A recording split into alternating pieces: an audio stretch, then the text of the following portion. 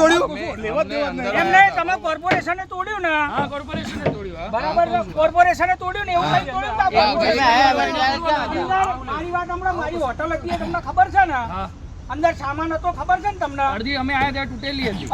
અડધો સામાન પડ્યો તો ખબર છે ને તમને? બરાબર, તમારા માથે રહીને તોડાવડાયું. ના ના, અમે માથે કઈ વાંધો નહીં. ભૂતિયા ડિમોલેશન. સુરતના નાસિરનગર ડિમોલેશન પછી આ શબ્દ એ ગુજરાતમાં ખૂબ ચર્ચામાં આવ્યો. અમદાવાદમાં પણ કંઈક એવી જ ઘટના બની છે, એટલે અમદાવાદમાં પણ સુરતની જેમ ભૂતિયા ડિમોલેશન થયું છે. વિસ્તારથી આ વિષય પર વાત કરીશું, પણ તમે જો અમારી ચેનલને સબસ્ક્રાઇબ ન કરી હોય તો અત્યારે જ જમાવટને પહેલાં સબસ્ક્રાઇબ કરી દો. નમસ્કાર, આપની સાથે હું છું પાયલ.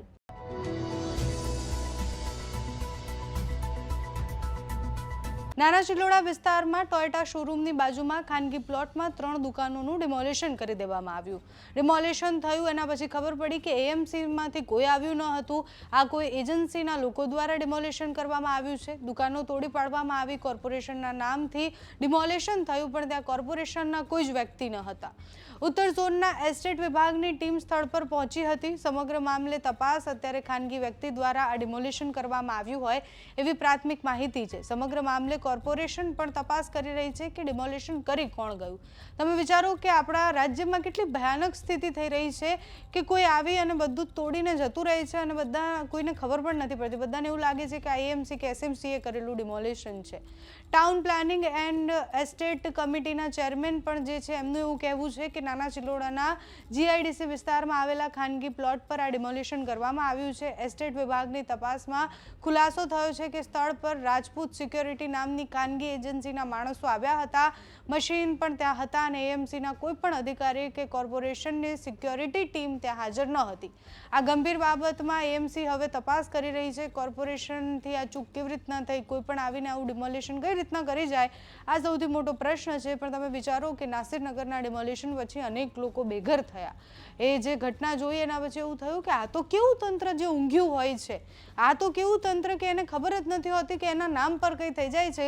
એએમસી માટે પણ આ ખૂબ ગંભીર અત્યારે વિષય છે કે કોઈ પણ આવીને એએમસીના નામ પર ડિમોલેશન કરીને જાય, કોઈની પ્રાઇવેટ પ્રોપર્ટીમાંથી દુકાનો તોડી નાખે તો એનાથી ખરાબ શું હોઈ શકે. આપણે ભૂતકાળમાંથી શીખવાનું હોય.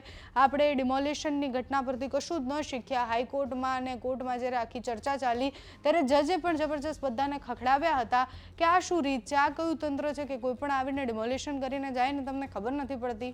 એએમસીની તપાસમાં શું સામે આવે છે જોવાનું રહ્યું. અત્યારે ત્યાંથી જે દ્રશ્ય સામે આવ્યા છે એના પર કરીએ નજર.